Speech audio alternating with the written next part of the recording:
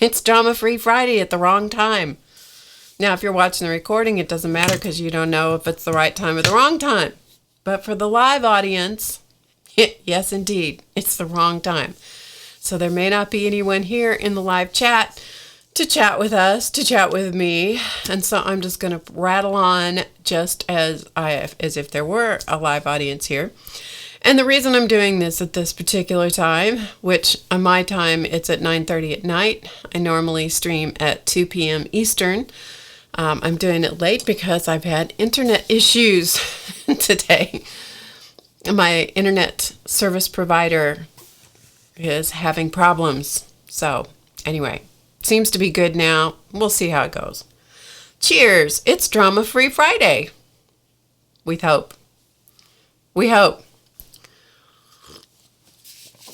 All right, so I have a little cup of tea here to keep my voice going. And let's see. So, Drama-Free Friday. The world has been a little crazy this week. The world has been a lot crazy this week. So, I need to say right up front that my heart goes out to the people in Belgium for the atrocities that they suffered this week. That certainly doesn't say much for drama-free. That's for certain. But I have to say that for those of us who are not directly involved with those kinds of situations around the world, I think one of the best things that we can do is live with love and joy in our hearts, because that is certainly stronger than any amount of hatred that there is out there. And just see what a difference we can make by being who we are and spreading our love and our joy and our peace wherever we go. So, having said that, there's not much we can do at this moment about what's going on in the world, and so we're going to go back to drama-free on this Friday, when I'm recording this, and we're just going to play, and we're just going to have, an enjoyable experience. We hope. That is, I've talked a lot today, so my voice is a little hoarse. So I apologize for all the throat clearing you're probably going to hear. I do have on my sponsor shirt in an attempt to remember to let the sponsors come out, because I forgot them last week, because we were having a little problem last week too toward the end. But anyway, so there you go. So we have on the sponsor shirt. Let's hope that it reminds me to let them come out and say hello and goodbye to the world. Anyway, so let's get going. So one of the things I wanted to say right off the bat is welcome to all the new members over at HowToGetCreative.com. I'm so thrilled that you have joined the craziness and the fun over there in the members area. We're just about to start season 3. We can hardly believe that we've... Hi, Ash. Welcome. It may just be you and me, Ash, but hey, we're going to go for it. And it seems that the internet people have gotten their act together temporarily, so let's just cross our fingers that it holds up. Anyway, so yeah, we're just about to start season 3, and so I just thought I would tell you some of the classes that are coming up in season 3. We'll be doing classes on layered monoprinting on paper and on fabric, art journaling classes with different kinds of resists and acrylic inks and a lot of other materials and so forth, how to create a Coptic stitch binding, how to create and use different kinds of color wheels, how to put zippers into fabric and paper, and also no-sew projects with painted fabrics and the like. So, yeah, so those are just a preview of some of the things that we've got coming up in season 3. All right. See if I have anything else to tell you. Yeah, if you'd like to join us over on the How to Get Creative website in the member area, just check out the link that you'll find in the description box below the video or the broadcast window, and you'll see it, or you can just go to HowToGetCreative.com and that's where you'll find it. Thank you, Ashley. Ashley's got everything crossed. I appreciate that very much. All right, so I have a couple things to show you. One, I got a beautiful card this week. Actually, think I got it. I think I got it yesterday. And so this is from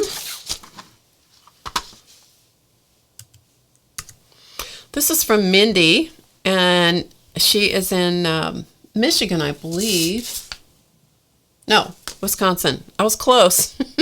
Close, but no cigar. She made this beautiful little card and sent it. It's embossed in the background. It's cute little, I'm assuming this is a stamped image. It might be a digital stamp. I'm not for sure. And she's got inking and coloring. It's adorable, and it's got multiple layers. I don't do cards like this. I barely do a card at all, I have to tell you. Barely do cards at all. Enjoy an excellent Easter from Mindy. And she wrote on the back, "Hi Barb, thanks for all you do. Give a hug to you and the fur babies." So the fur babies, if I remember, will be out later, and we'll all hug them, huh? And this is, I wanted to show you, I got these Twitter images, which I love to share what you guys share with me. And this came from Naomi Ruth Edwards, and she sent me these two images of things that she had done from classes that she had seen, either classes or live streams. And this is locker hooking, and you'll find a class, one of the video classes, the sample classes on YouTube for locker hooking. And these are samples of things she did that I believe she said she was going to work with a group of girls at her church to teach them locker hooking, which I think is great. I think that's just super. And then a couple weeks ago, we did some mandalas, and this was one of the mandalas that she did, which I thought was really cool. I'm going to show this to you up close here. And I think that this is all done with punches. I'm not absolutely certain, but I think that's what it looks like to me, that it's done with punches. And she said she hadn't done the all the trim work, the frosting, the black and white and stuff yet, which I'll be interested to see what she does with that, because I've never tried that, using punched pieces and so forth. So if that's incorrect, Ruth will have to correct me later, but I just thought it was beautiful, absolutely beautiful. And here are her locker hooking pieces up here, so you can see them a little bit better. Thought they were really great. So thank you, Ruth, for sharing those with me. I really appreciate it. Anytime anybody shares something with me that they've done from one of the classes or streams, I would love if you would tweet the images to me at Barb Owen Designs on Twitter. Obviously, if you're going to tweet them, you're going to be on Twitter. If you would do that, then I can share them if I have your permission. So that would be great. I would love to do that. All right, so today we're going to use the fabric that I did last week with you guys. So we'll take a quick look at this fabric that we did last week, because I worked on some of it a little bit after I finished streaming. And so I'm going to show it to you, and then we're going to use this week, and we're going to make some spirit dolls. So here are the various pieces of fabric. This one is the one where we did it half and half. So this half was supposed to be like spring colors, which didn't turn out very spring-like, but you know, it's pretty anyway. And then this half was turquoise and purple and red and hot pink and so forth, but half and half. And honestly, my favorite part of the fabric, of this fabric, is this that includes both. I love that a lot. I really do. Anyway, there's that one. This was the piece that I had done before I streamed, just to have one done ahead. And this is the one that I made this little spirit doll from, and also covered this notebook. So this piece of fabric is what did this. Okay, so there's that. Here's the other one. We did this one together on stream. So this was all done. The whole piece was done with the same colorway of the green, turquoise, blue, has some copper or gold. I don't know which. I think it was gold. I don't remember for sure. And some of the quinacridone magenta. Hey, Sherry. Yes, it's Friday afternoon. Can't you tell? Yeah.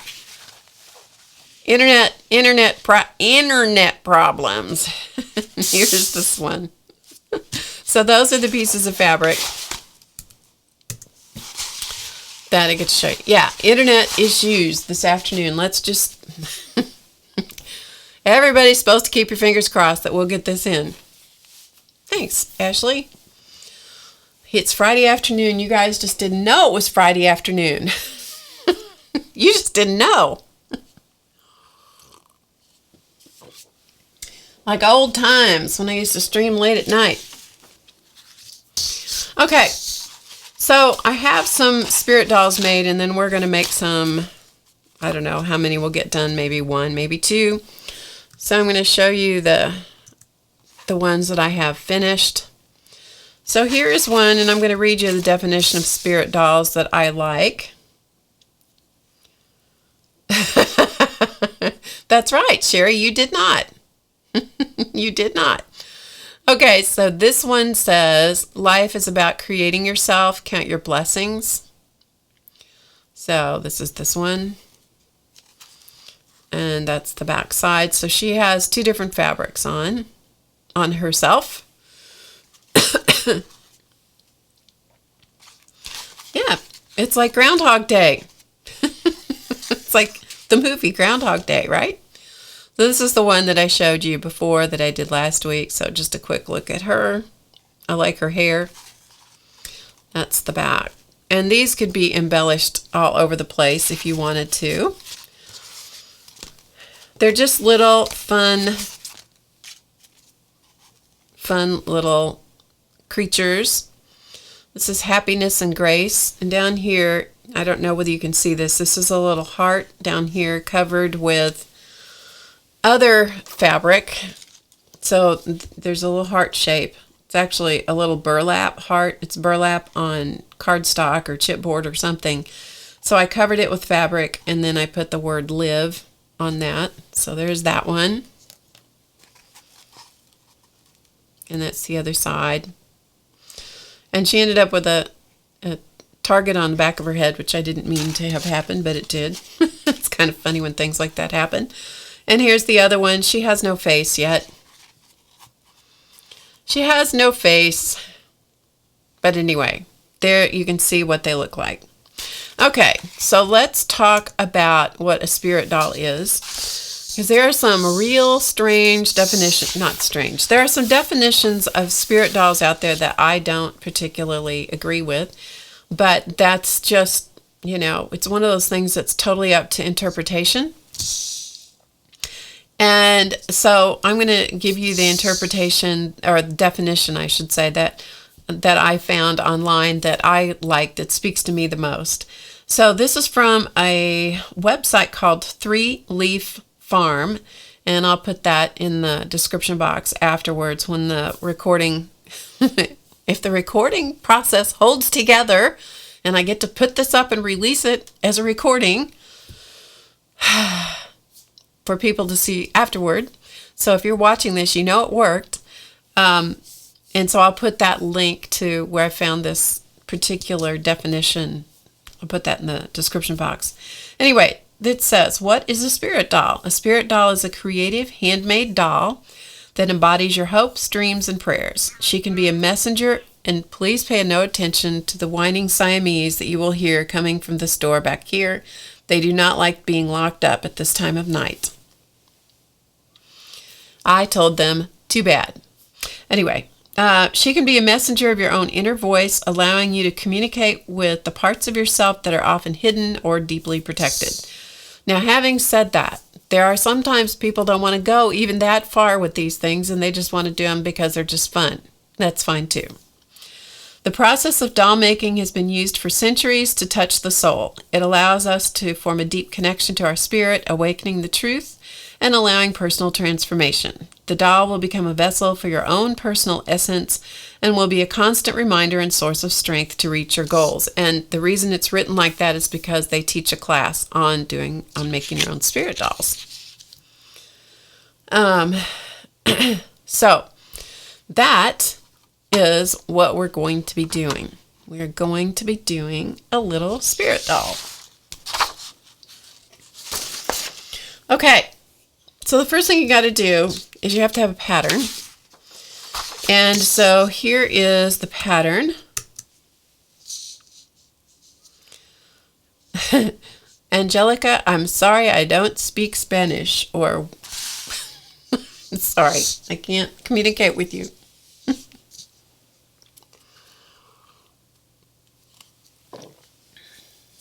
Okay, so here's the pattern, and this pattern you'll find a link in the description box below the video, and you can click on it and you can go and get the pattern, and you can download it or print it directly from the internet, but you can download it and keep it if you'd like, and there you go.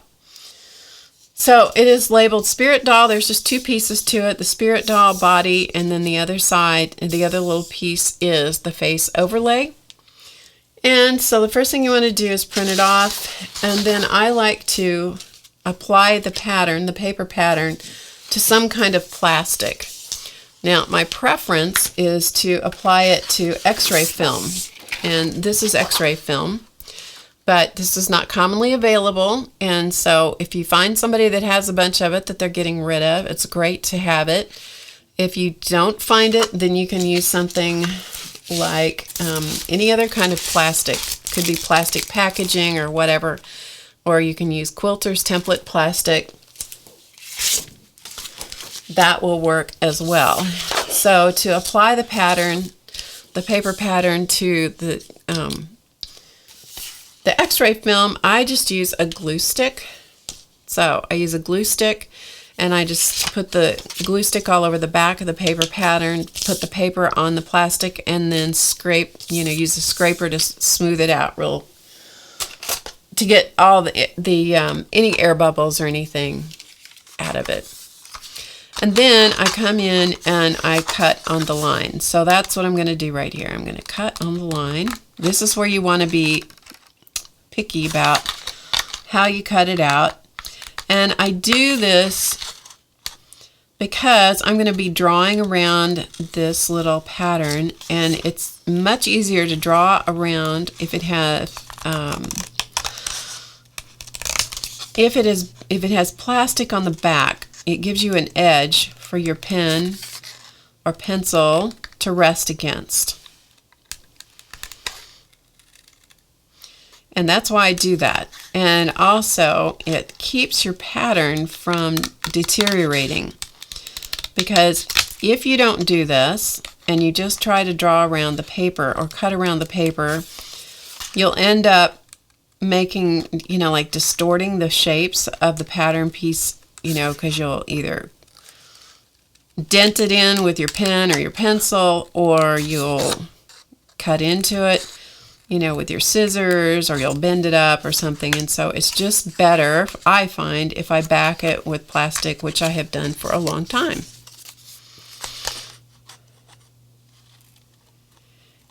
All right, so let me quickly cut this out.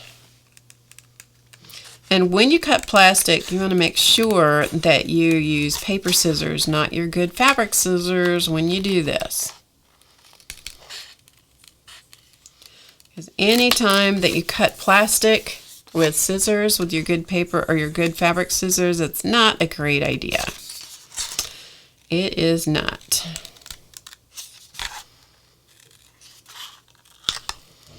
But at this point, this is when you want to be picky about cutting it out accurately. Okay, so plastic on the back, all the marks on the front. if you're going to put your pattern pieces on the quilter's plastic, the glue stick does not work very well on this because it's such a slick surface. So what I find that works really well is plain old Aleene's Original Tacky Glue or the Crafter's Pick the Ultimate. And that works a lot better, I find, on this quilter's template plastic. The glue stick will stick for a while, but if you flex the plastic at all, I find that the paper wants to just pop right off of it. And that's not so hot. Oh, she did. Okay. Ashley, thank you. Angelica, thank you very much. I'm sorry, I wish I could communicate with you. Thank you, Angelica. I'm glad you're here. And thank you, Ashley, for telling me. Much appreciated. I only speak English and sometimes not all that well.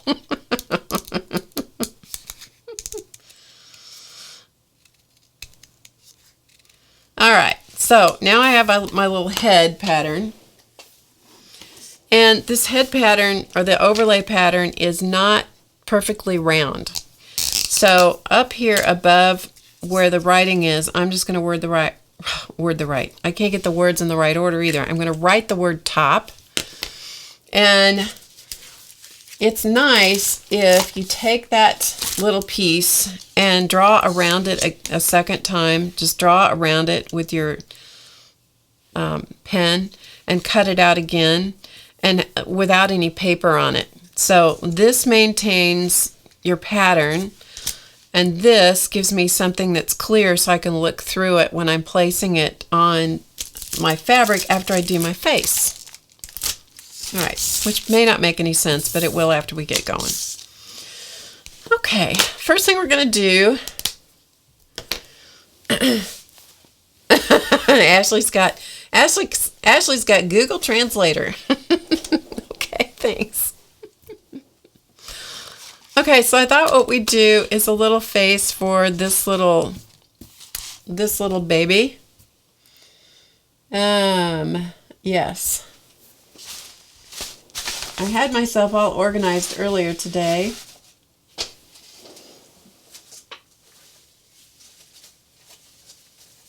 Yeah, I may have to do a little digging here after a bit. Oh no, there it is. Okay, never mind. We're good. So I have this piece of fabric. It's kind of a mottled kind of piece of fabric. And so I like this particular one. This is the last scraps I have of this, by the way. And I like it for fantasy kinds of faces because it's already got some color on it, which is kind of fun. It's not just plain old solid, one flat tone. All right, so I'm digging for my stamps here. In my stamps, I think we'll use this face.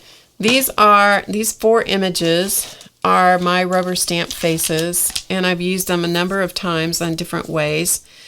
But there are 4 images in the set, and they all come together. You'll find the list or the link down in below the video called Fun Faces Rubber Stamps, and you get all 4 images.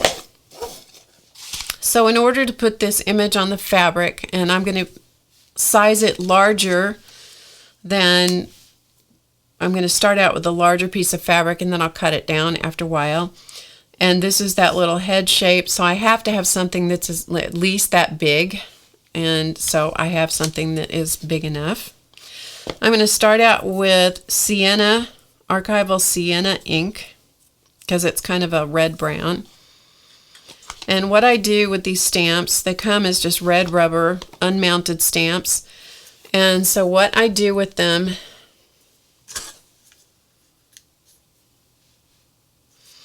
is I put 2 layers of fun foam, because these I mounted a long time ago. So I have 2 layers of fun foam on here. I think you can see that the division between the 2 layers. is right there. Maybe, I don't know. It's hard to see with this brown color. Anyway, there's 2 layers of fun foam on there glued onto it, and then I put a hinge on the back that is made out of painter's tape, and that allows me to get a hold of it easily, and so that's what I've done. If you have the cushion, now the name escapes me, somebody will help me, the cushioning foam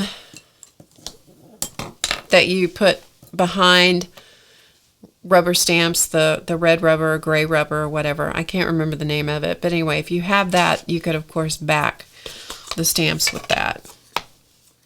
Somebody will help me out with what it's called because I forgot. It's a mounting foam. Okay, so you just want to look at it in the light and see that you've got ink all over it. Cling cushion. Thank you, Sherry. I knew you guys would know what it was. I'm going to put the fabric over something just so it has a little bit more cushion. And then I'm going to stamp it right on here, just like that. Okay, so I'm just going to stamp it and give it a second to transfer onto the fabric.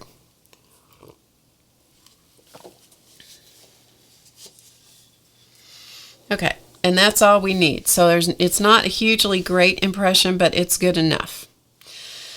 Okay, and then to clean this off, I usually just stamp it on some paper. So I usually just stamp it on paper.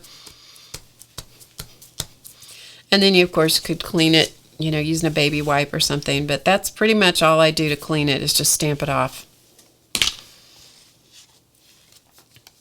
Hey, Rebecca. Welcome. Yeah, surprise, surprise. We didn't get to stream earlier. Things are looking good so far. So we're doing it tonight. Okay, so the first thing I'm going to do, I need a piece of scratch paper.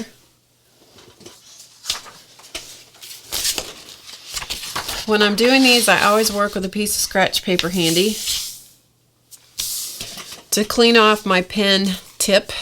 And I'm going to just put the fabric on the white because I think you can see it a little bit better.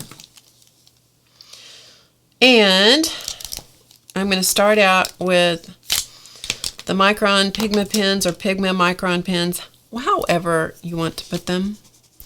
And I'm using brown, and I'm just checking to see which one of my pens has more ink in it. They're just about the same, so it doesn't really matter. And then I'm going to go over the top of the eye shape with the brown. This is brown, and I use a size 01. I'm going to go down the sides of the iris and around the pupil. So that's the first thing I'm going to do on both eyes. These are called Fun Faces rubber stamps. They're not meant to be real faces. They're meant to be just fun little faces. Each one of them had a doll pattern that went with it, which I currently don't have. As of this recording, I don't have on the market. I might lightly sketch in that eyelid behind the eye, on top of the eye. It's more like the crease in the eyelid. And then up here with her eyebrows, they're indicated on the stamp just with a line, and so I'm going to put in eyebrows, which are just little dashed lines indicating hairs that grow. They're like this.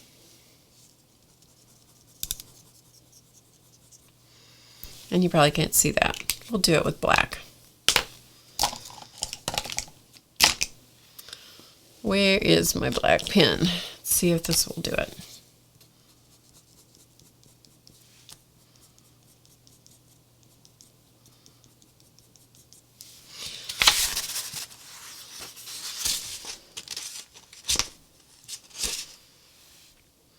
So that's what I'm doing for the eyebrow. Okay. So the eyebrow line is kind of like this. The stamped line's kind of like that. And then I let that be the thing that the hair grows out of. Okay, so that's what I'm doing. Just so you have an idea of what I'm talking about. Okay. And I'm going to do the same thing with the other eyebrow. I am going to turn it over because it just makes it easier for me.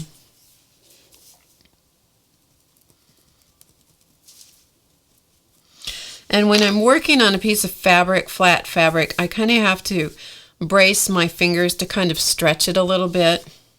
So that's why I'm doing that, because otherwise the fabric wants to move around. But because they're just fun little images, it doesn't matter a whole lot, so that's cool. Okay, for the nose, the only detail I'm going to do with the pen is I'm going to put in the nostril a little bit more. And just between the line between her lips, I'm not going to go out here all the way to the cheek line. I'm just going to go between the line between the lips and emphasize that a little bit. And that's all I'm going to do. And then, well, maybe I should put in some eyebrow. All right. Eyelashes.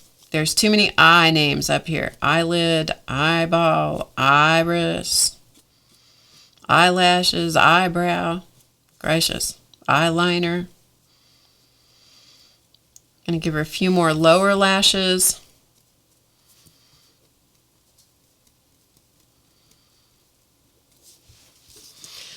Give her a few more upper eyelashes.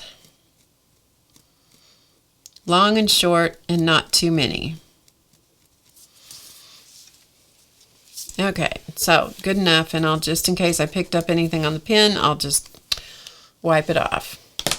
Scratch it off on the paper. All right, so we've got her started, and we've cleared her up a little bit. The reason for using the pen is it just kind of focuses the look of the stamp, because the stamp's a little fuzzy on fabric, and so that's what I do to kind of focus it a little bit. Okay, I'm using Prismacolor pencils, and this particular fabric I'm going to work with, let's see, Sienna Brown, and I'm going to put in some shading with the Sienna Brown. These are the Prismacolor Premier pencils. And I'm very lightly putting this shading in.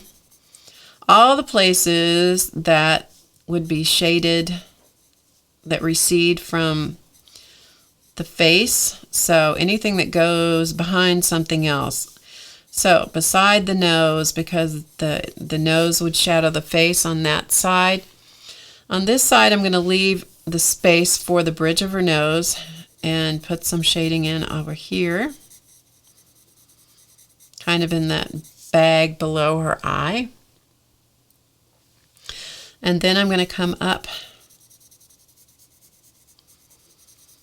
above her eye, across that eyelid crease, and put some shading on the outer part of her eye. So about the middle third is not going to have any shading because that would be the part of your eye that sticks out, so that has no shading on it. But the part that is closest to the eye, inside and outside the outer part of the eye, those are the parts that kind of recede into your head, so to speak.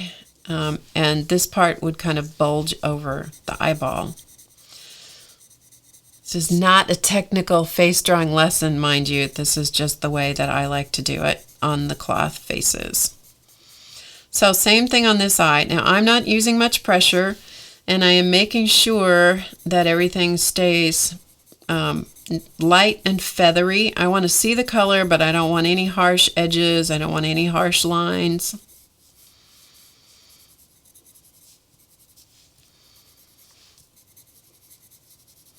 And I go in all different directions. You can color in circles. You can go in,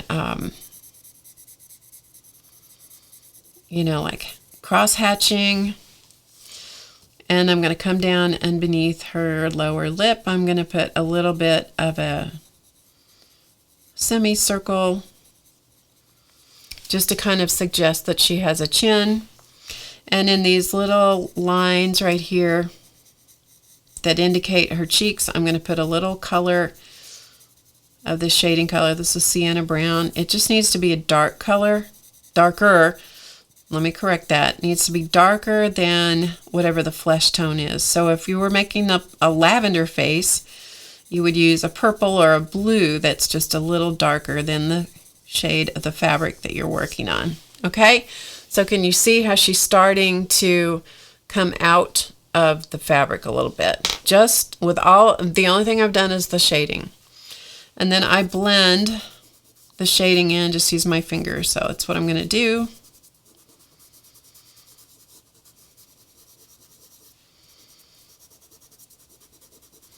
It helps to soften. These are wax-based pencils, and it helps to just soften that pencil.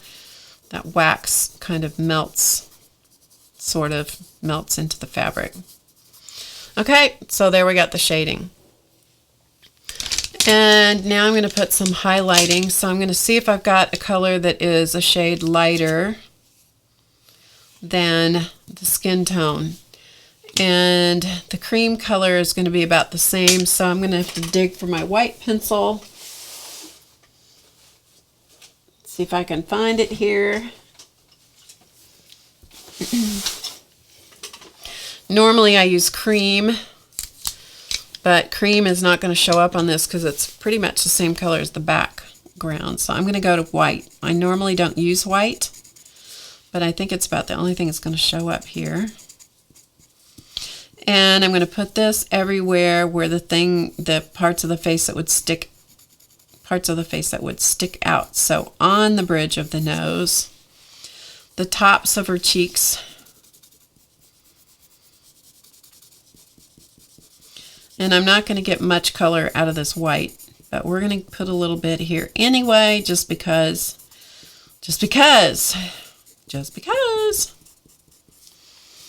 And a little right along the bottom edge of the eye, right in the center of her eye.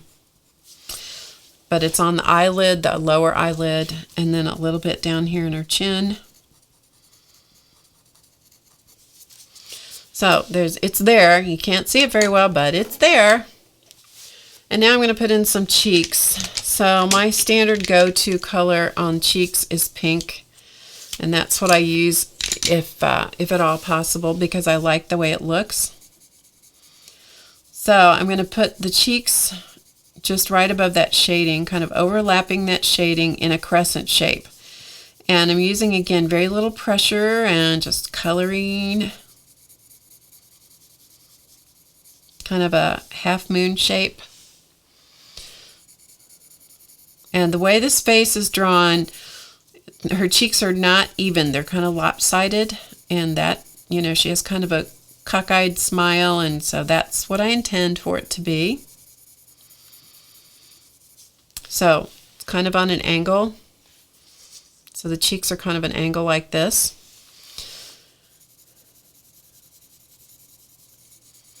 When you do this on fabric, you should never see the pencil lines. You should just see color. You should not see pencil lines.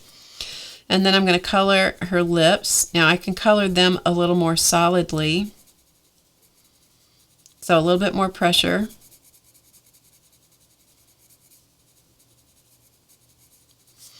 Okay, and then that's it for pink. And I'm going to soften that in with my finger.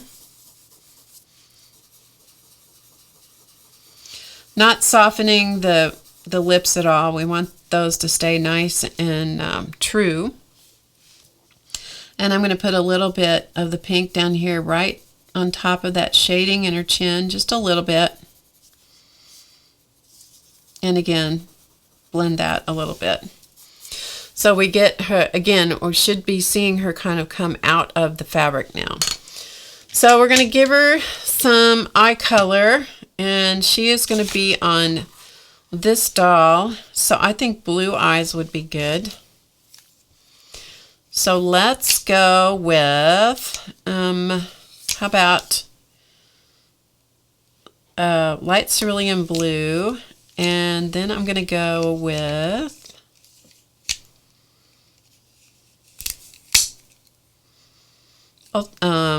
violet blue for making them a little darker. So I'm going to color the iris portion of her eye.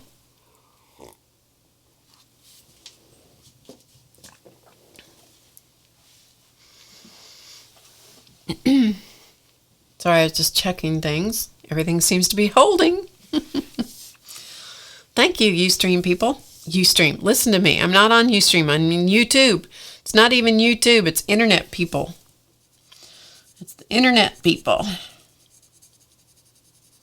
I streamed on Ustream for so long, it's stuck in my vocabulary. All right, so I'm coloring the iris. This is light, what did I say? Light cerulean blue. So the iris is the colored part of the eye. So we got blue eyes going. Then I'm going to use this violet blue, and I'm going to go around the outer edge. Not much pressure. This is a strong color.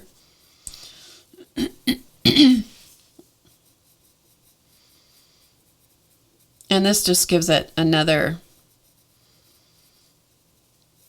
makes it look a little rounder. And if you get too much of a stripy look, then come back with the light color and just go over the dark color again, and that will help to blend the two colors together. Easy peasy. Hello, Ray. Is it Ray Lynn? You're getting to see me live. It's because I'm glad. Streaming at this time is not my usual time, but I'm so glad that you're here. I'm glad that it worked out. So welcome. I'm Barb. I have not met you before, so I'm glad you're here. Thanks for joining us. Okay, so now we need to work on her eyes a little bit. We need, every girl needs some eyeshadow and eyeliner. So let us, because she is going to be on this doll, I'm thinking that we might give her some, what color is this? Aquamarine, I believe. Raylyn, cool. All right, so for her eye shadow, we're going to come across the top of her eye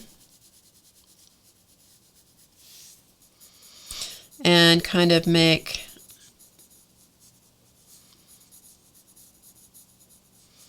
just like you would put on eyeshadow. So it's thicker at the outer edge.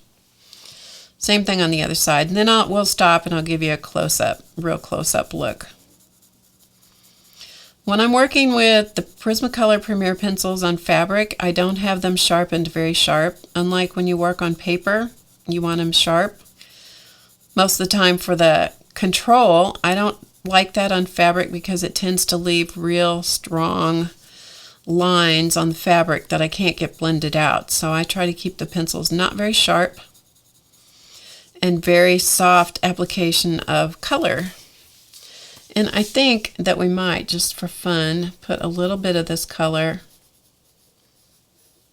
because this is a fantasy face. We're going to put a little bit of it across that bottom line where her eyelashes are coming out. Okay, let's take a look at this so you can kind of see where we are.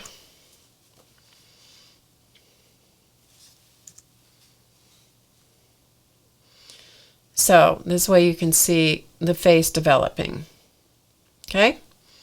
She's not done, but you're getting, just so you can kind of see how she's coming to life. Okay? So if you have any questions, even though there aren't very many people chatting, if you have a question for me, please put it in capital letters. Put the whole thing in capital letters. That way I know that you have a question for me. For her eyeliner, we want to go with a dark color. something that has a lot of pop of color. I think we'll do green. How about we might use, what is this? Dark green. Let's try dark green. Oh, thanks, Ashley. Now, when you're working with, thanks, Rebecca. When you are working with eyeliner, you want this to be, this is the one time that I want the pencil to be sharper. And so I'm looking for my pencil sharpener, which is here. So I'm going to sharpen this a little bit. Doesn't have to be super sharp, just a little sharper than what I'm normally working with. And this is going to come right across that top eye shape.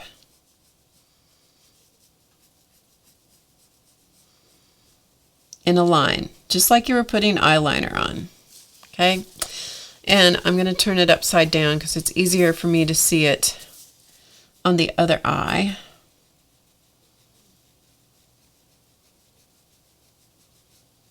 And this is a strong line of color.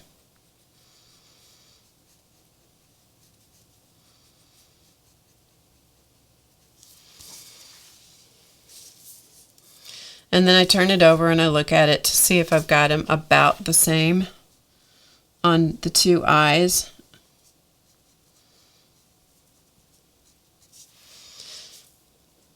And, you know, nobody's two sides of their face are exactly the same, so, you know, get it as good as you can and move on. Okay, now, to make her lips look more realistic, I'm going to go with crimson red. And the upper lip is always shaded by the nose, and so I'm going to color on top of the pink with the crimson red.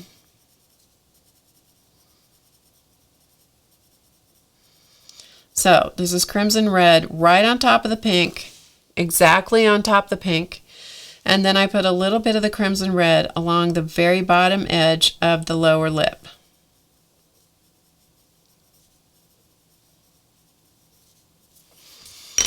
Okay, so I'll let you see what that looks like again up close.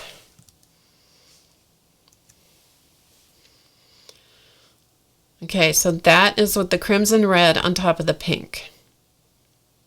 So it changes it a little bit, but you can kind of see how this mottled fabric in the background is adding some interesting smudgy kinds of things into the coloration of the face, which I happen to like. Okay, so that's where we are so far. So it's about time for us to go ahead and fill in her pupil. So I do that with a black micron Pigma micron, whatever you want to call it. I call it a micron Pigma, I think, most of the time. Anyway, black. And if you have trouble with the Pigma pens working, then I often go to a Pitt artist pen in black, the size small or extra, is it extra small? Super, I don't know. This one or the one that's smaller, finer. Super fine maybe? I don't know. Doesn't matter. Anyway, either one of those tend to work. I tend to use this one because this one is one I'm the most familiar with. How about that? So I'm going to fill in the pupil with black. I'm going to outline the sides of the iris with black. And I'm going to go across the top shape of the eye, just below that eyeliner, with black. And I'm going to do that on the other eye as well. And this has the same effect as the original. When we use the brown pen, it has the same effect. It's kind of like the camera lens focusing. Clears things up.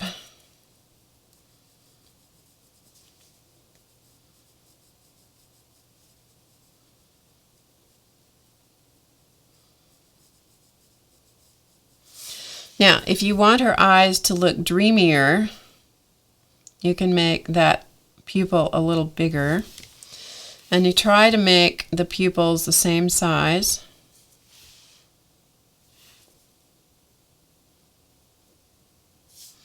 So I often change the stamped image to be whatever it is I want it to be. The other thing that I'm going to do is I'm going to add some lines in her eye. So we're going to pretend her eye is a wheel, as though the spoke or the hub of the wheel were up here at the top of her pupil. And so the hub is there, and the spokes from that hub come out, radiating out down into her eye.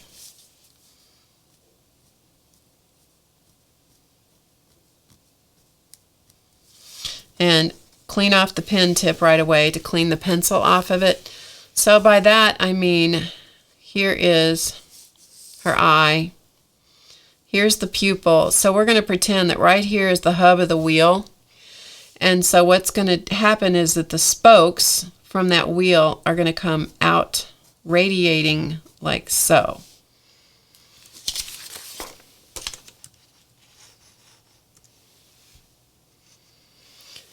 So this is the pupil. We're going to pretend that's the center part of the wheel, and the spokes are coming out from that center part of that wheel. And so here is what I'm talking about. Okay? Hi, Jean. So far, so good, Jean. Don't jinx me. Don't jinx me, Jean. I'm telling you. Don't put the kibosh on me. Don't jinx me.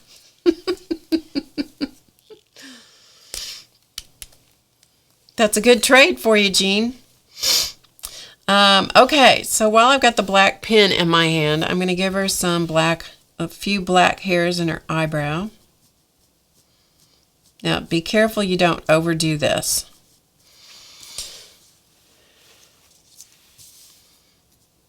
And it's important that you have the brown in there first. It's important that you have brown first. Okay, Jean, thanks. Jean's going to try not to jinx me. Okay, and then the next thing I'm going to do is I'm going to give her some black eyelashes. So,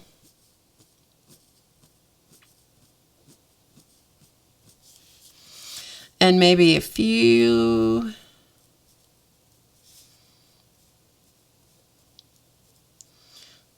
really light little eyelashes down here in black. I can get away with doing this because this is just such a little fantasy face. You want to be real careful you don't overdo lower eyelashes. They can get out of control real fast.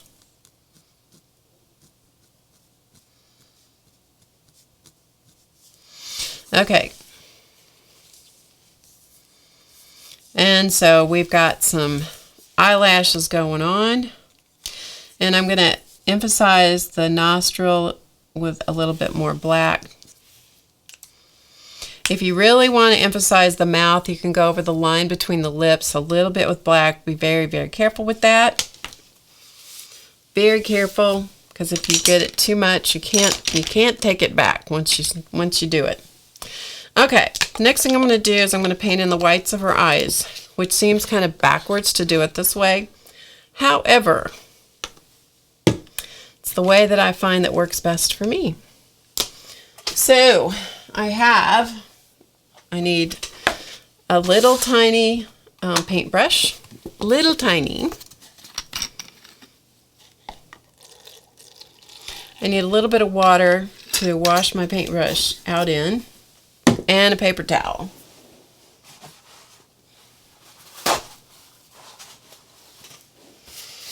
So I have a teeny little paintbrush. I'm going to get it wet and dry it off. And I'm using such a small amount of white paint. I'm going to paint out of the lid. This is just white acrylic craft paint. And I'm going to paint in the whites of her eyes.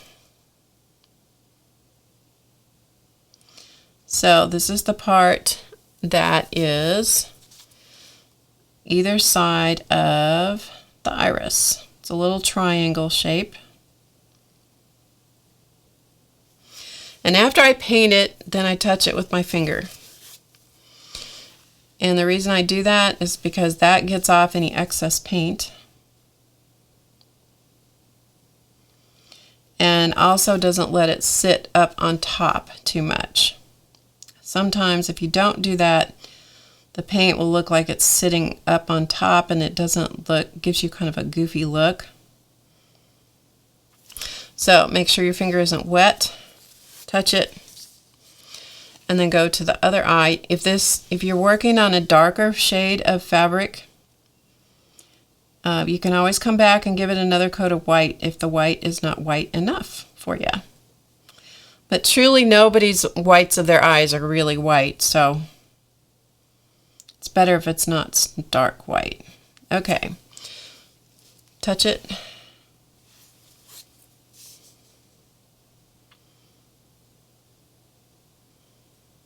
And I don't worry if I get it up on top of lines, the black lines a little bit, because I can always come back in and put those lines in again in a minute. Okay, touch it and we're done. All right, now I'm going to put in the white sparkle dot in her eye. This is the part that makes her eye look like it's looking someplace. So not in the center of her eye. Needs to be off to the side, one side or the other. And if it's off to the right in one eye, it needs to be off to the right in the other eye as well. That's the thing that makes her eye look like it's looking somewhere. Okay, clean off the brush. Do not let paint sit in the tiny little brush because it will harden and ruin. And then you got to work really a lot to get that out. Now I can tell that this one, I took off a little too much of the white on this side.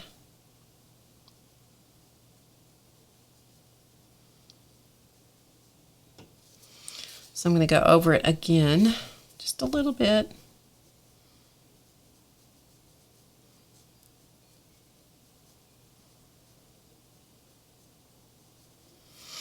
All right.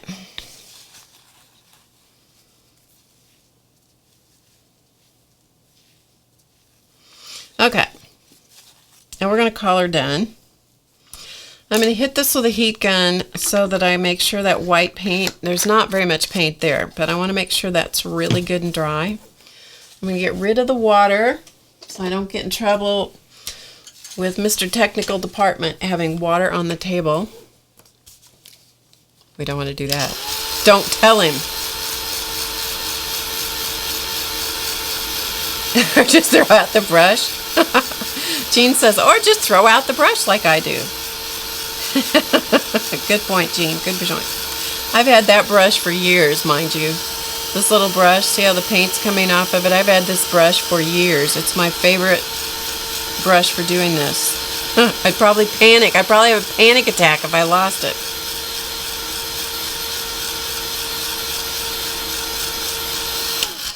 Okay. And so this is dry now, and then I can come back with my black pen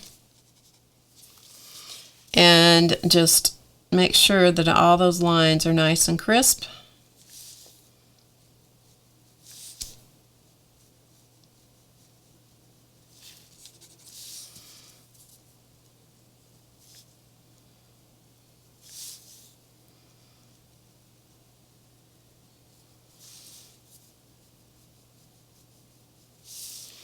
And I only go over the top of the eye with the black. I don't put it on the bottom. I find it a little more natural if I don't do that. And then I use, I know this seems really silly. I will grant you that in advance. But I use a tiny little red Pigma pen.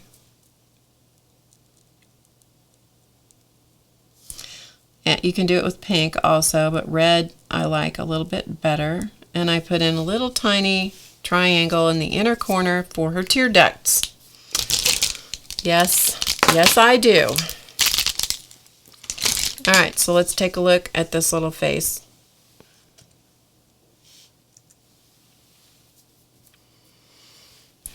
So the tear duct that I just put in is right here in the inner corner. It's that little tiny red triangle. And her little face is done.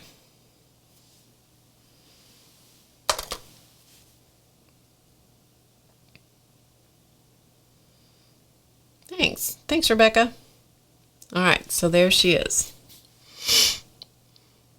Just giving you a good long look so you get to see for sure what she looks like.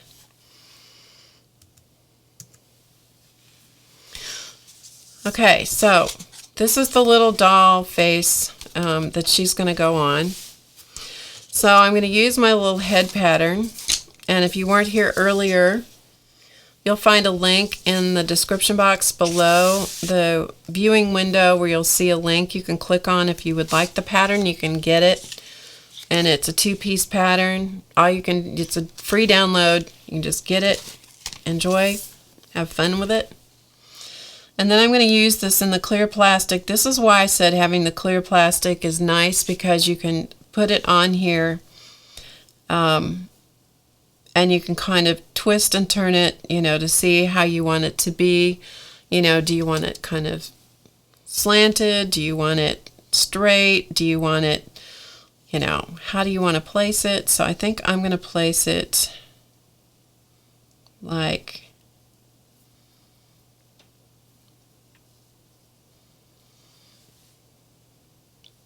that, just for fun. Just for fun. And then I'm going to use a pencil and I'm going to trace around it. And by having the plastic edge rather than paper, it gives you something to run your lead next to. And you can get a pretty good circle drawn around. Sure.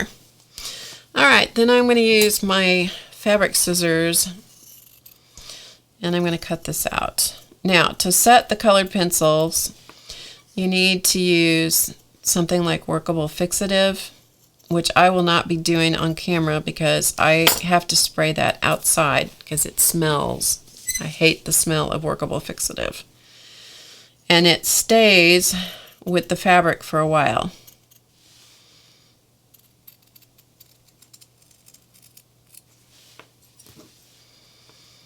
Now you could take that same little pattern and you could make it in paper, you could make it in cardstock, you could make it out of chipboard if it's, not too heavy.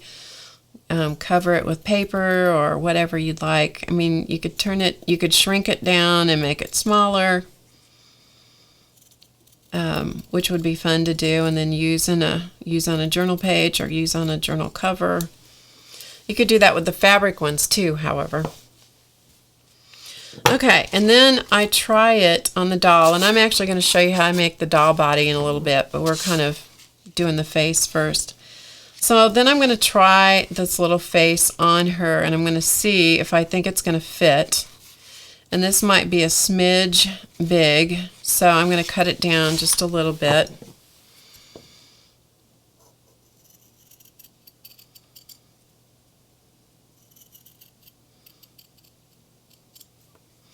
So I'm going to take a little bit off, little sliver off the bottom. And then try it again. It was a quick download. Yeah, there's not much to it.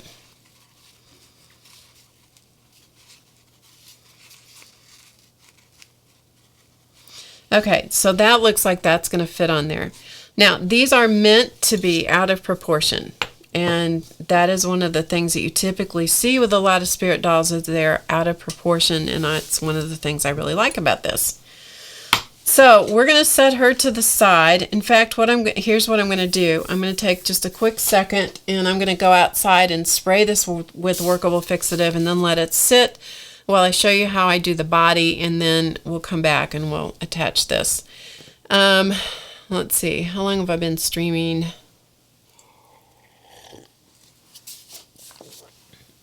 We'll just see how we get along. We'll see how we get along. We might do another face later. I don't know. We'll see. See how long my voice holds up, huh? Okay, so I'll give you some little girls to look at while I spray this. So you can, the girls will keep you company here. Let me go spray this and I'll be right back.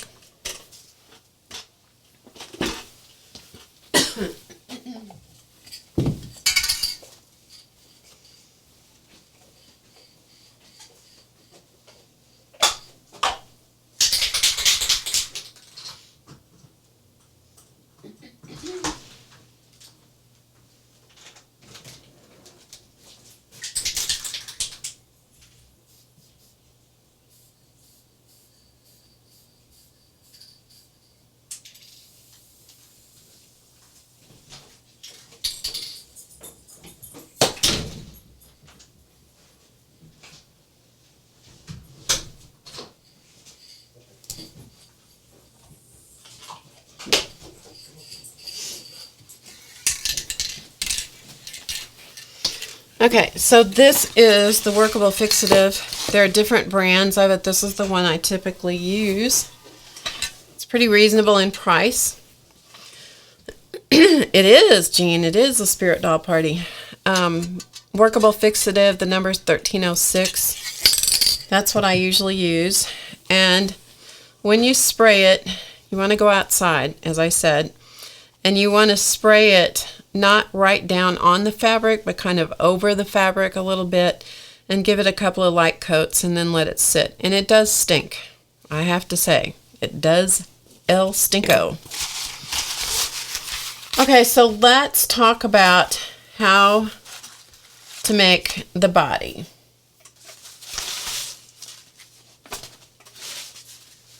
So I'm going to grab a piece of fabric. This is the painted fabric I did last week. And I'm going to take the pattern, which I backed with plastic. And I'm going to use, I'm looking for a Sharpie here, which I may not have gotten out. Oh, here it is. I'm just using a Sharpie marker in the ultra fine point. And I'm just going to pick a spot that I want to use. I'm just going to pick one over here close to the edge. And again, because this is backed with the plastic, I can run my pen pretty easily right around the edge.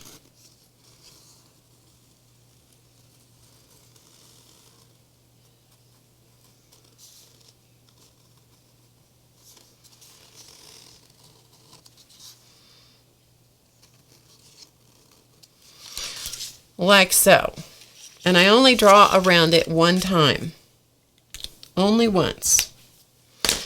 And I cut this one out. Okay. My little face is trying to come with it. I only cut it out once. And I'll show you why here in a minute.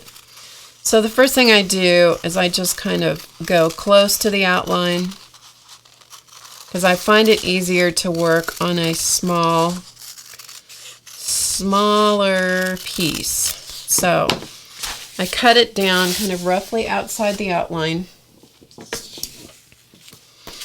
and then I cut it off. And for this little kind of doll, it doesn't really matter if I cut on the line or cut inside the line.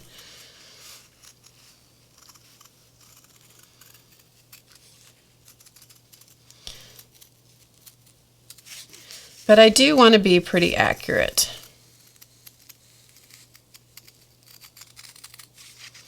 And this doll is going to be sewn, this little fabric doll, because I'm going to stuff it.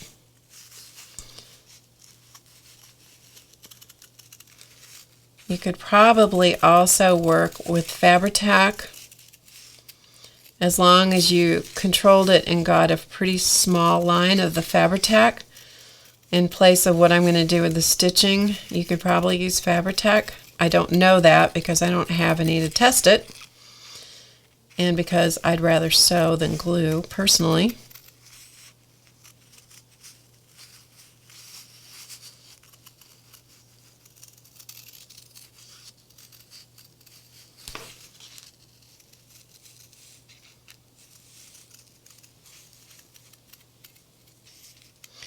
But it's a really simple body shape, so it really doesn't take much to cut her out.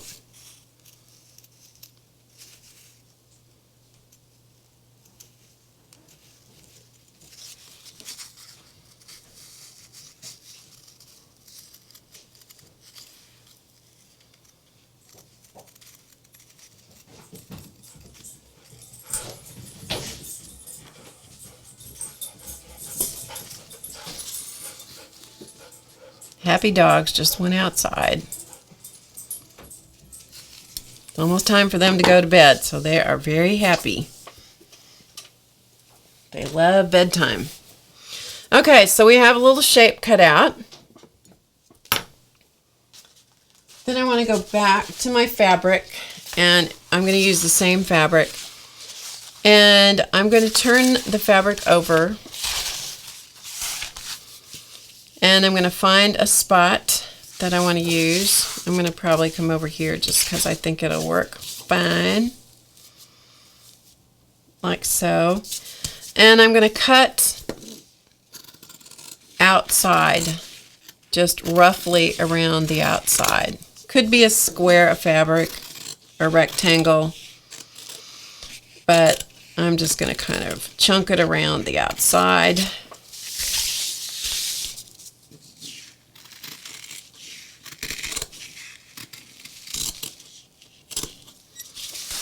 Like so. So I'm not trying to match up these little fine raw, edges together and try to stitch around them. This way I'm only going to have to follow the outline of the top shape. I'm not trying to match things up. It's much easier this way. Much easier. Okay, I'm going to get my sewing machine up here. I'm going to switch cameras.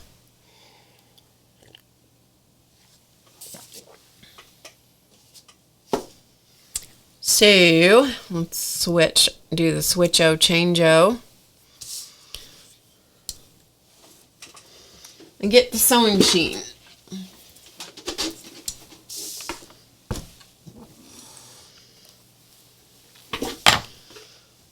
Okay.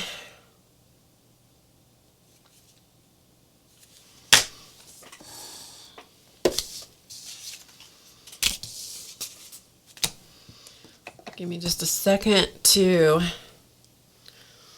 get things rearranged here for a minute.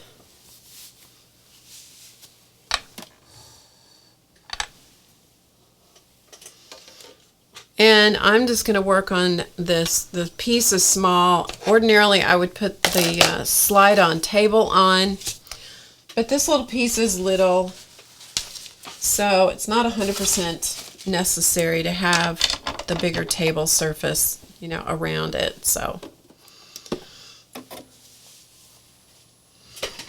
be sure if you have any questions that you put them in the chat in capital letters.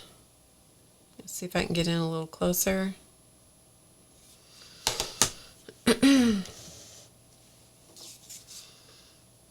Okay, so what I'm going to do is I need to leave an opening for stuffing, and so I'm going to leave the section in here open. That way I'll have a place to stuff her.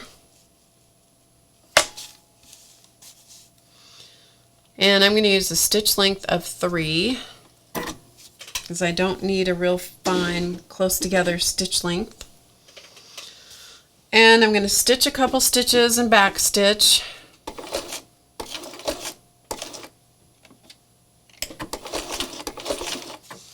And then I'm running the inside of the presser foot. I'm running the inside toe of the presser foot against the shape of the spirit doll around. And I'm just going to sew all the way around her, leaving that gap where I'm going to stuff her. Now, when you're working around her little feet, take your time. And you might have to do one stitch at a time before you readjust your presser foot. so that you get a nice little curve for her little foot. And up here I'm going to just do one stitch across and come down.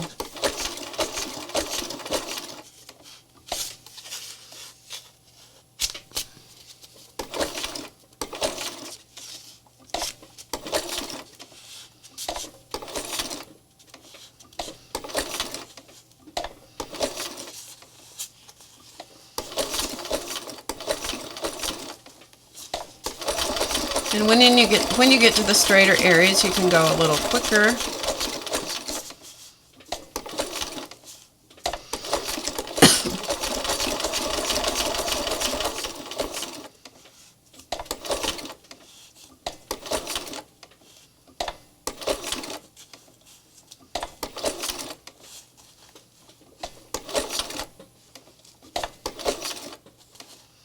So going around the little arm again, kind of take it one stitch at a time.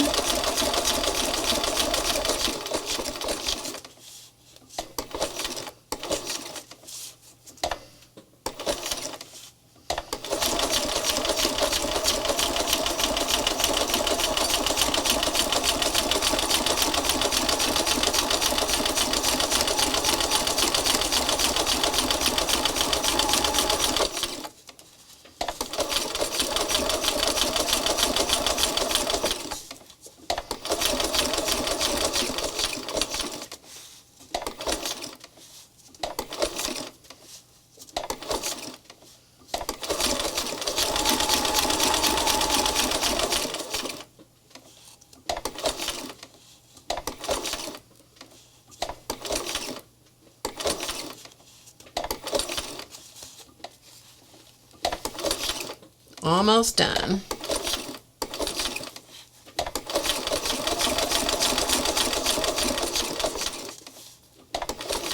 And once I get past this curve right here, then I'm going to back stitch a couple stitches and stop.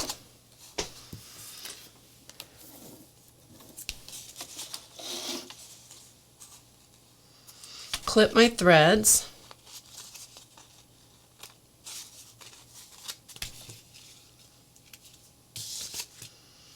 Because the threads will just annoy you if you don't clip them and get them out of your way. And so she's been stitched. I've stitched all the way around, leaving that gap right here. Because I need a place to put a little bit of stuffing in. Because after all, she needs some brains, right? And some muscles. All right. All right, so let me move my machine out of the way here.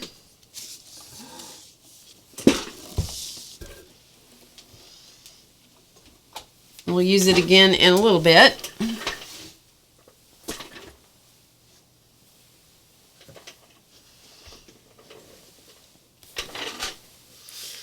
Okay, so the next thing I'm going to do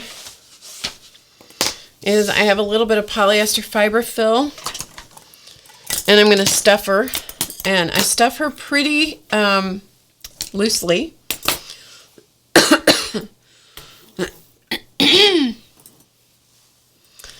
This is polyester fiber fill, and just with whatever kind of stuffing tool you like. I happen to like using hemostats, and so that's what I have here. It's actually a medical tool, but I find it easy because I can grab the stuffing and I can get a hold of it and put it in through the opening, and I can direct it right where I want it to go.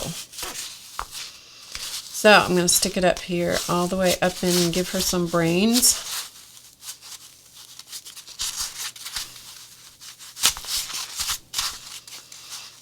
And I can also use the hemostats to kind of spread it around inside her little head.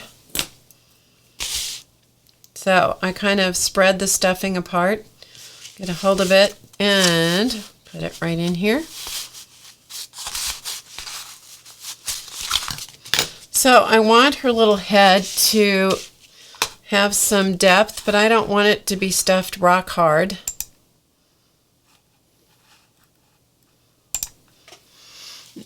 So I don't like to be rock hard. Just have a little bit of depth. Sorry.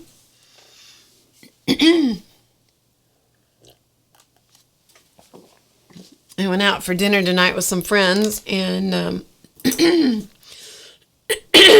a little too much talking. Okay, same thing. Grab the stuffing.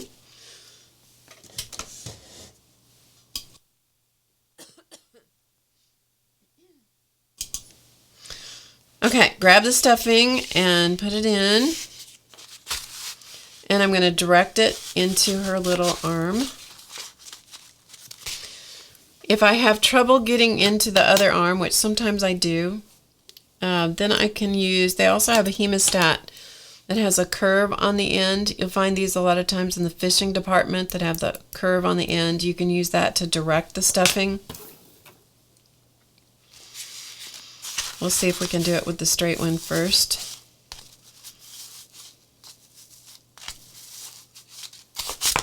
So as I said, this is not meant to be super hard. Just a little bit of padding. A little bit up into her neck.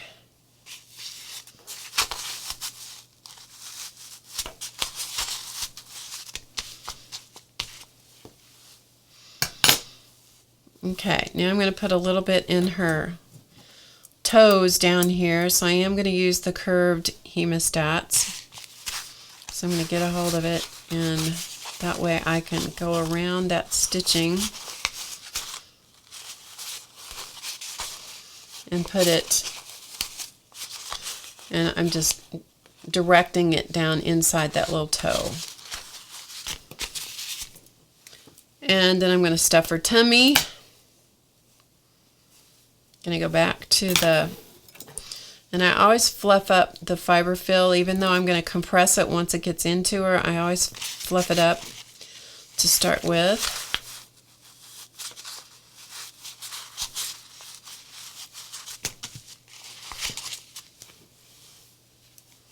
So I can decide how much or how little I want her to be stuffed.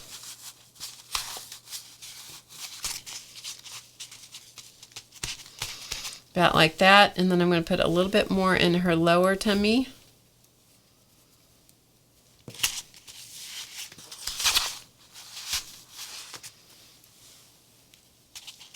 Now, what you have to be careful with,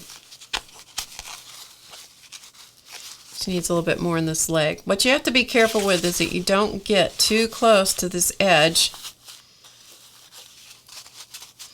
This edge where I have to sew.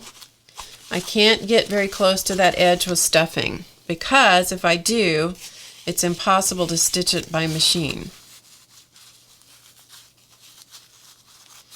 So all the stuffing has to be away from this. This area right here has to remain flat. So I will push the stuffing over to the left-hand side of the doll, and then I will bring some of that back here in a little bit, and I'll show you how I'm going to do that.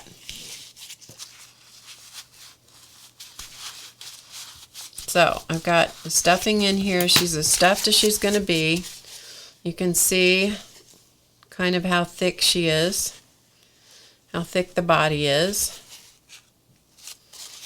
But this area right in here is nice and flat. Okay, I'm going to get my sewing machine again.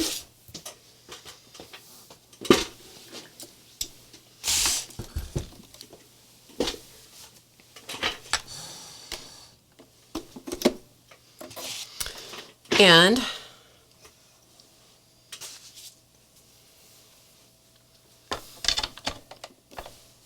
I'm going to stitch the stuffing opening closed. So again, you want to make sure that this area that you're going to stitch closed is nice and flat. So I'm going to start up here where I stopped the stitching. It's a good idea to hold on to the threads. I can figure out where the other one is. Here it is. Hold on to your threads when you're starting, because you don't want a big thread nest to get all wound up on the back of your project.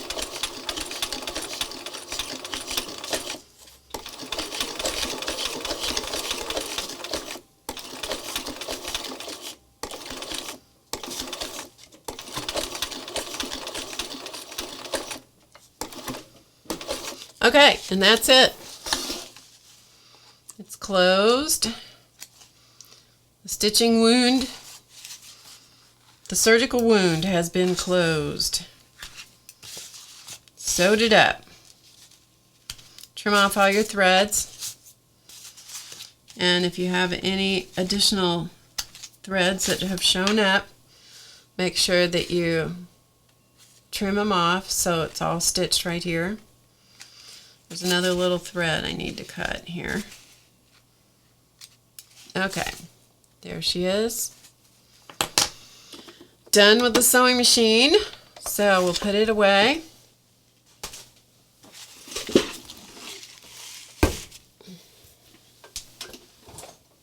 Which means put it on the floor. And now what I'm going to do is I'm going to use my scissors and I'm going to cut the outer piece of fabric to match the original piece of fabric. And I just find that it's easy, and it might be easier to use a small pair of scissors. In fact, that is what I found was easiest.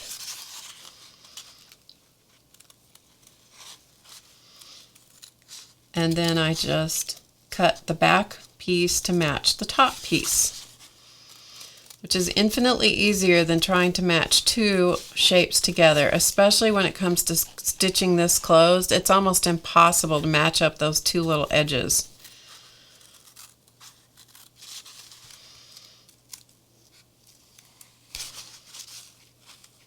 So I kind of pinch it with my thumb and my fingers of my left hand, because I am right-handed, and cut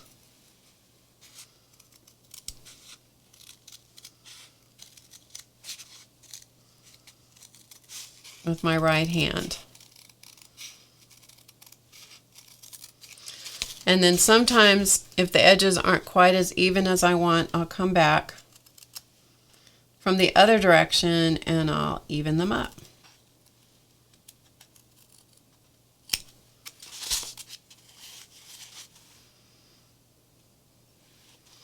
You are welcome, Rebecca. Yeah, I would rather do it this way than to try to match up small. This is not a super intricate shape, but it's, you know, it's intricate enough. You just have to take your time when it comes to the trimming part. Just take your time and use the pair of scissors that gives you the best, you know, the best result. And honestly, I go back and forth. Sometimes I use the big scissors, sometimes I use the smaller ones.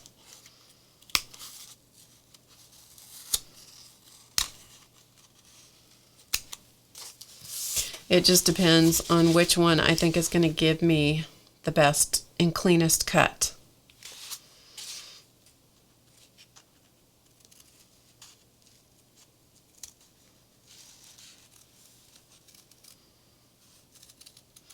But the thing is to go slow. There is no race. Nobody says you have to have it done in 2 seconds.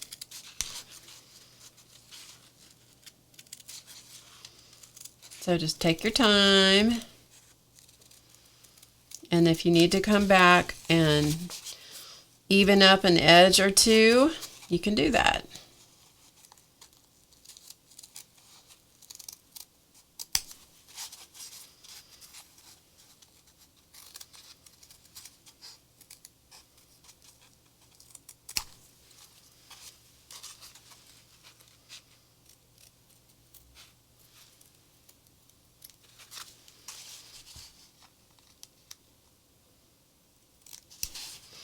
Okay, so she's all trimmed out.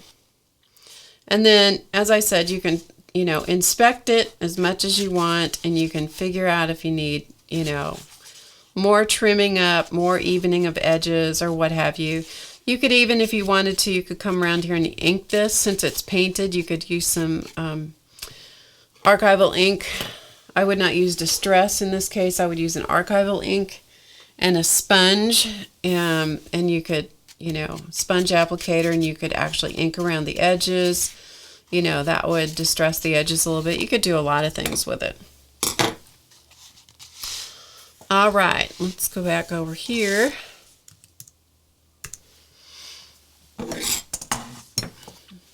So there's our little girl. And this is the face. Well, we were going to put this on the other one, weren't we? What did I do with her?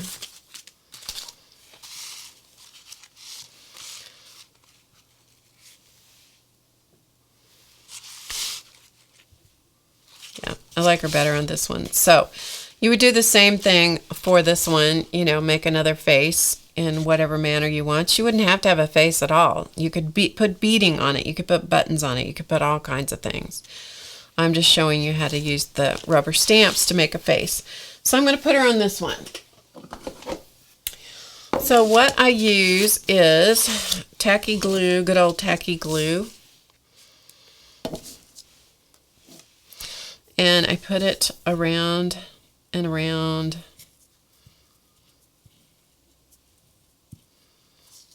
the face. I don't get super close to the edge.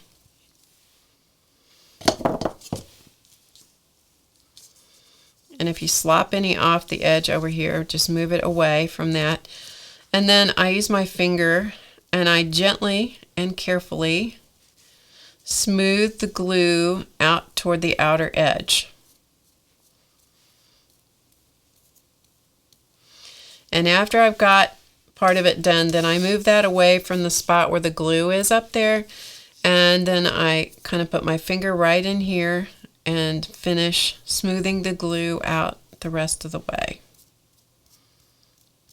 Like so. And then this is going to go out of the way because it's got glue on it. Clean off my other hand. And then I'm going to just kind of lay this on here.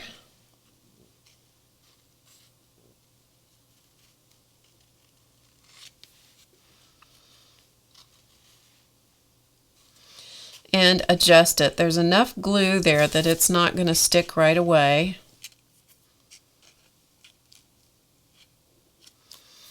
So I give it a look to see if I've kind of got things relatively even around the edge, even enough.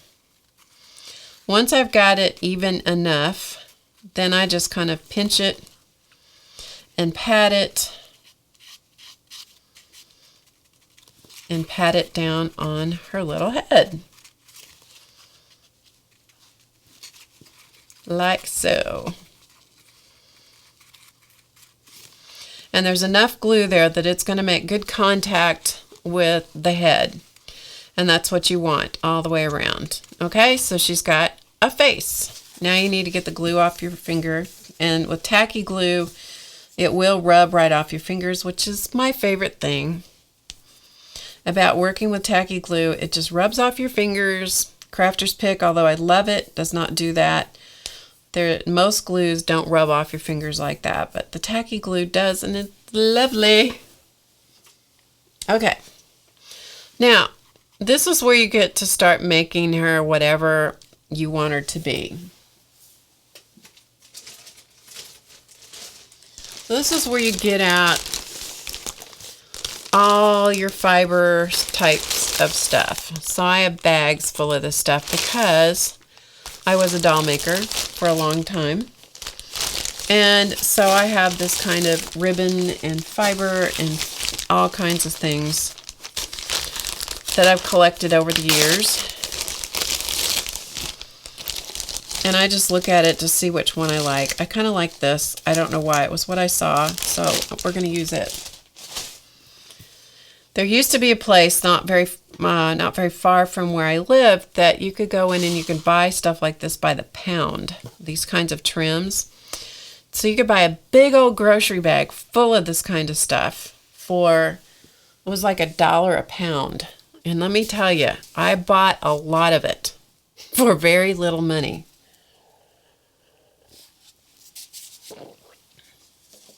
And I've used it and used it and used it, and the place has been closed for years. All right, so we're going to use this for her hair.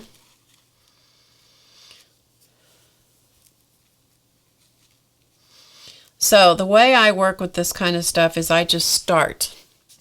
And that is the scientific way of doing it. I just start. So I'm going to start over here.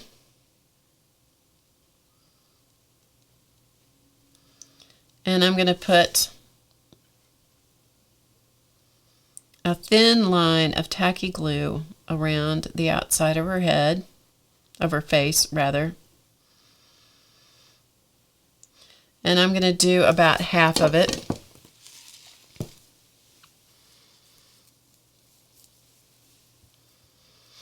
And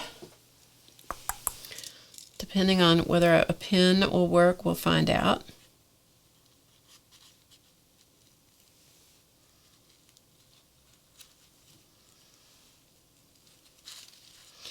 And this is where I just start working with it. I just start playing with it to see what I like and how it's going to work for me.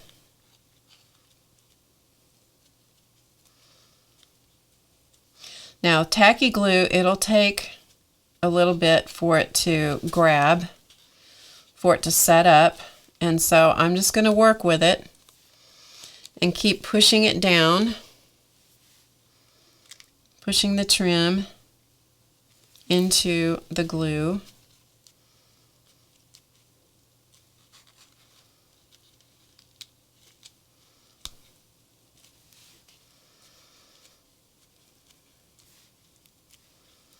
And after a little bit, it's going to set enough that I can keep going. And if I want to go faster than it wants to go, then it wants to set up, then I use these little clamp, pinch type clamps.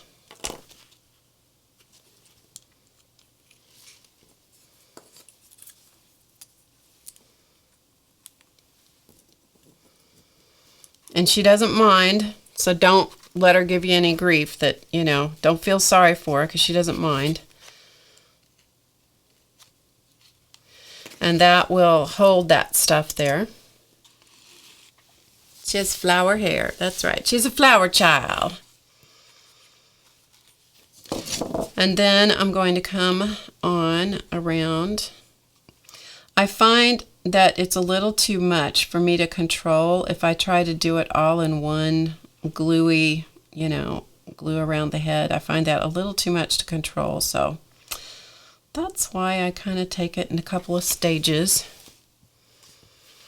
And I do tend to leave it all connected to the big hunk of trim rather than cut a piece, because sometimes I misgauge, you know, and sometimes it's just better not to guess. It's better to just take your time. And okay, it looks like this black is where it's going to end. So I'm going to cut that and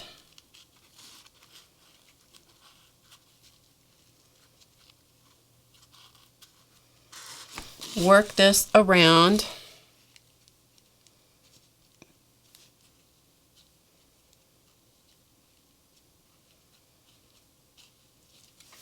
And get some more clamps.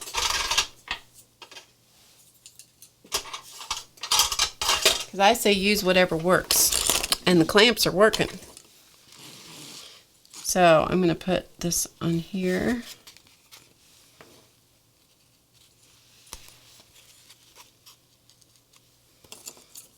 Once you get it, like I said, once the glue grabs,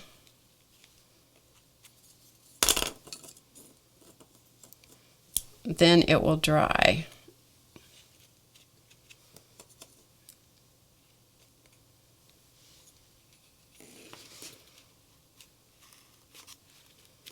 But you kind of gotta be a little patient with it. Okay? So she looks like she has a very bad headache at the moment. She does. She really does. But we're going to let her kind of hang out there for a little bit. And then you get to decide what you want to do as far as words or color or what have you. So let's see, what do we want to do? I've got scraps here somewhere. Let me find them.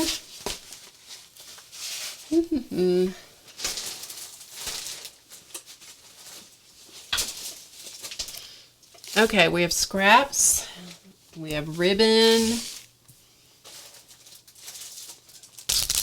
And I have these little burlap thingies. These are Simple Stories DIY burlap stickers. So, let's look for a word first and then see if a sticker is appropriate.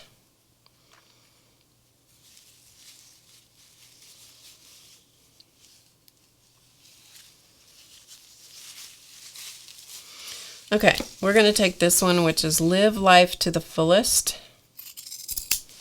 This is some twill ribbon that came from a scrapbooking store. And I've used it for lots of things. So I'm going to cut down the ribbon because it's kind of big the way in the width of the ribbon. Now, as soon as I cut this down, it starts immediately raveling. So I have to know that about this stuff, and I have to be prepared for that because that's what it's going to do. So I'm going to set her off kind of off to the side a little bit, and I'm going to put some ink on this, or dye, I should say. I have this box of tumble dye fabric dyes. So I'm going to see what colors I have here that might go with this. There's green and turquoise, and I think I have a purple in this, and purple. Okay, so we're going to use those.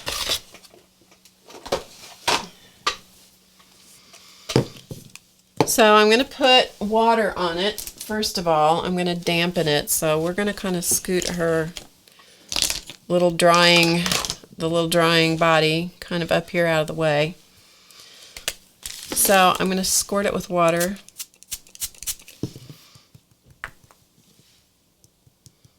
And just pat it. Don't do rubbing, because if you rub it, it's going to start raveling like crazy. So I just want to get it a little bit wet. And I'm going to pick up the bulk of the water that's underneath there. And then I'm just going to take these tumble dyes, and I'm not going to try and spray them. Most of the sprayers are clogged up, so it would be pointless. Whoops. And I'm just going to use the pickup tube. I splattered some of it, so I'll see if I can just pick it up off the mat.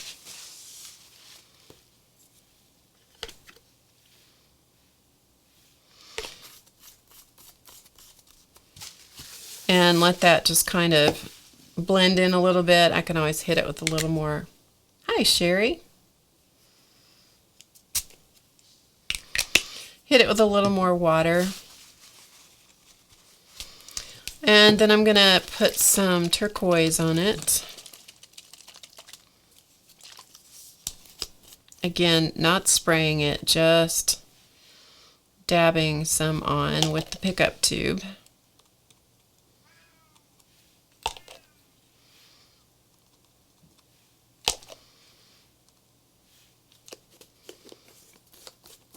And because it's wet, it's going to bleed right into the green.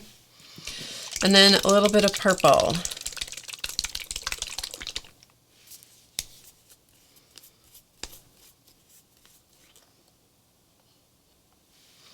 This is a really strong purple, so I'm going to go easy.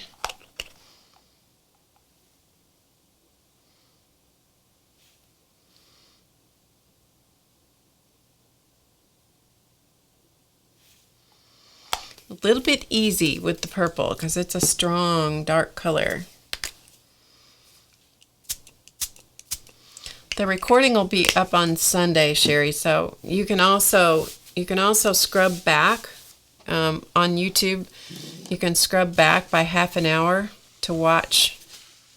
I think it's half an hour you get to go back, but you can see what I did, so you can do that also. Okay, so it's kind of dark at the moment, so I'm going to blot it. And then I'm going to spray it with water again. And then blot it again. And now I've gotten rid of a little too much of the colors, so I'm going to go back. And I just play with it, literally, until I get what I like.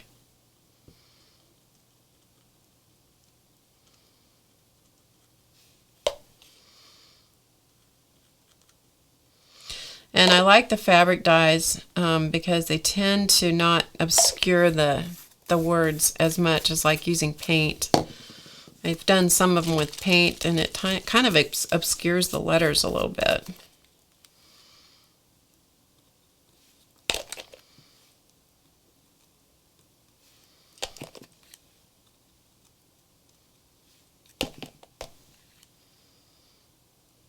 You watch it on Sunday, okay.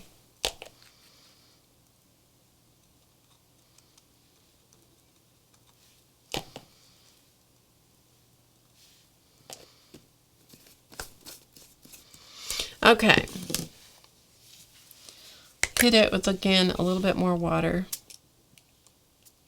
Just a few little splats. Good night, Rebecca. Nice to see you. Good night, Jean. Or maybe Jean was the one going to bed. Good night to whoever's going to bed.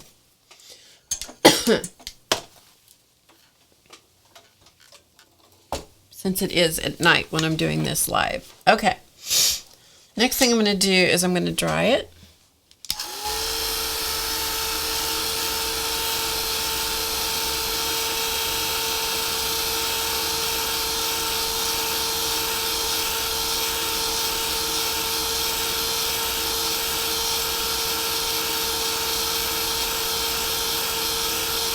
Good night, Rebecca.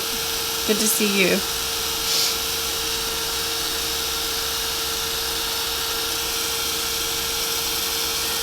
And then if I have to hold it down, I've got a little tool here.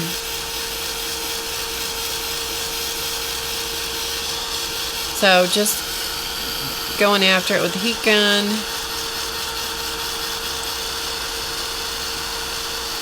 Doesn't take too long for this to dry.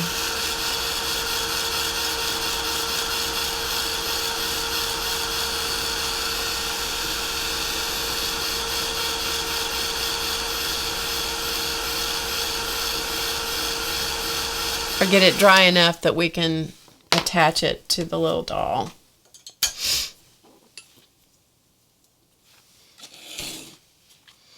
Okay, so put that on like so.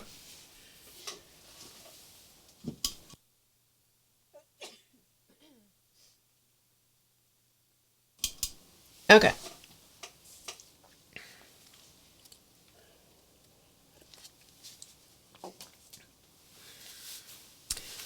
And so what I'm going to do is I'm going to put some glue on that. You can also edge them in black, which I've done on this one. I've edged it in black paint. I just patted some black paint around the edge of it.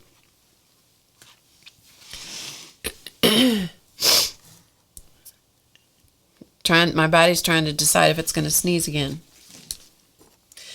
So I think that's all I'm going to do on this one. I don't think that I'm going to put any black paint around it. I don't think that I'm going to do anything else to it. I think I'm just going to do it like that and leave it. So I'm just going to add some tacky glue.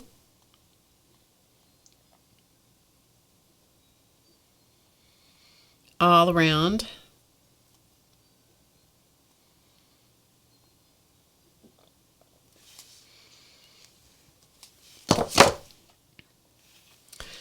And then I'm going to put that right on her little tummy.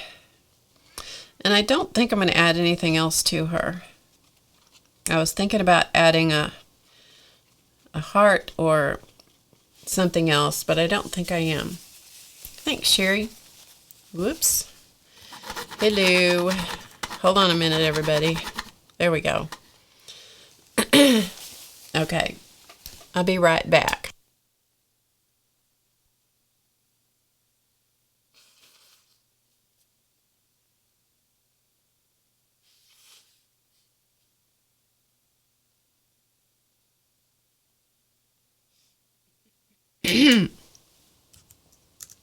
Okay, so I've just glued that down, so I'm going to take the clamps off. This should have set up enough on the hair, the trim around her head,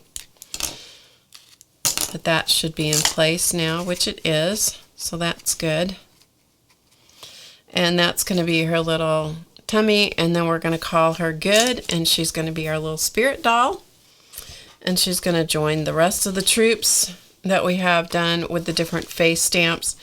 So just so you know what stamp did what face, this stamp created this face right here. Okay, so this stamp did this face. I'm trying to get them here where you can see it. You could draw your own faces. You could do no face. You could do buttons for face. You could do all kinds of things. This is just what I used, okay? And if you want the pattern, again, the little pattern for this doll is a free download, and you can find that on the in the video, in the box below the video. Hang on just a second, I need to answer this.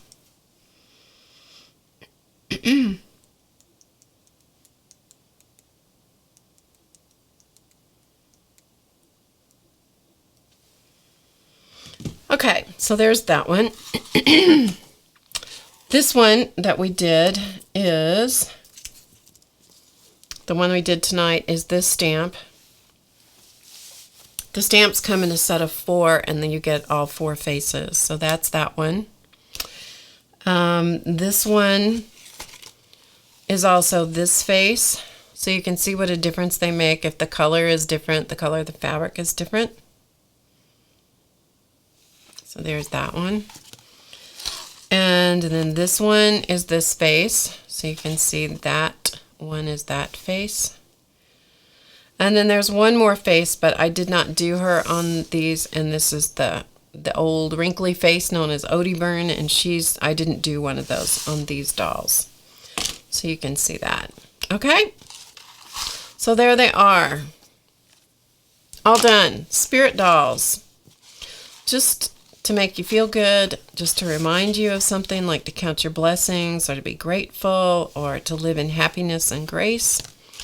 So this one will get a face also, and next week hopefully the stream, the internet issue hopefully will be straightened out, and we may even do a giveaway next week, which would be kind of fun. But we're not going to do it this week. We're going to wait till next week, till we have, till we're sure. We're sure we're sure that problems are resolved. So here's another one I have ready to go. She's all stitched. She's ready to be stuffed in here. So all I have to do is stuff her, make a face for her, and she's all ready to finish up. So I have several of them ready to go. Thanks, Ashley. All right, so because I messed up last week, I'm going to get the sponsors out. Yes, the sponsors are coming, okay? They're probably not going to be very patient because they're ready to be fed, so.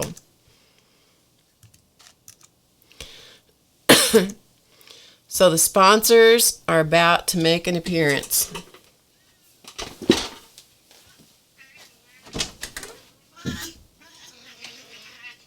Do you want to come say hello real quick? I know. It's past your bedtime, isn't it? This will probably be really fast. This will probably be really fast because they're used to being fed at this time of night. So I don't know how patient they're going to be with this whole process. Are you going to be a little patient? Are you going to be a little bit patient? He says, no, absolutely not. You coming up, Charlie? Put your head down here so you can say hello. Put your head down. Yes. So he is, he is normally when I stream in the afternoon, they are very willing to get up here and roll around and be patted and all that kind of stuff. But what they want right now is they want food because they are hungry. Charlie, are you coming up? He's just on the floor talking about it. He's wandering back and forth. I don't know if you can see him. Don't show your hindquarters to the world. He's down here on the floor. Come here. Charlie. He's down here wandering. There he is. He's wandering around telling me, it's time, it's time. The natives are restless. The natives are restless. Okay. I pushed it as far as I could with him. It was a short sponsor viewing, but you got to see him. Okay, so having said that, thank you for joining me. Thanks for watching the recording, and I will see you next week, I hope, at our regular time at 2 p.m. Eastern on Fridays. That is the plan, and I hope to see you then. And I hope you all have a wonderful weekend, and I will see you next week. So, bye for now.